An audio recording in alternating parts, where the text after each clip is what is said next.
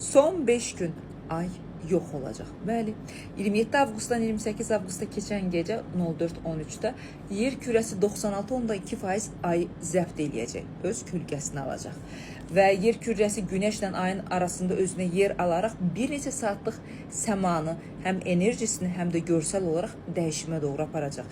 27-dən 28 avqust keçən gecədə biz elə bir belə deyim də yenilənmələr edə bilərik ki, həyatımızda çox böyük dəyişmə edə bilər. Son 5 gün nəyə görə deyirəm? Son 5 gün 27-dən 28-dən keçən gecə bunu edə bilərsiniz və bu şansınız var. Nələrin həyatımızdan getməsini, silinməsini, maddisal borclar ola bilər, insanlar ola bilər, psixoloji problemlərimizdə olan, yaddaşımızda olan problemlər ola bilər ki, bunları həyatımızdan yox etmək üçün xüsusi bir zaman olacaq və bu zamandan istifadə edə bilərsiniz.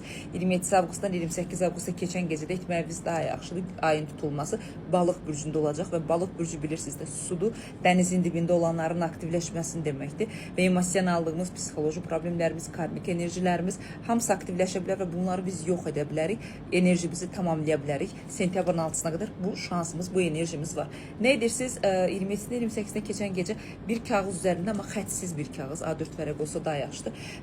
Sol əlimizlə nəyin getməsini istəyiriksə yazırıq. Yazdıqdan sonra pəncərə önünə qoyuruq. Ayın enerjisi ona təsir eləməlidir, tutulmanın enerjisi ona təsir eləməlidir. Etdikdən sonra ay tutulması baş verəndən sonra kağızı yandırıb külnəvə üfürük və deyirik: həyatımda özümdə olan bütün negativlikləri yox edirəm, özümü enerji olaraq aktivləşdirirəm və yeniləyirəm. Mütləq bunu edin, həyatınızda yeni bir səhifə, yeni bir başlanğıc yaradın, tutulma həyatınızı dəyişsin.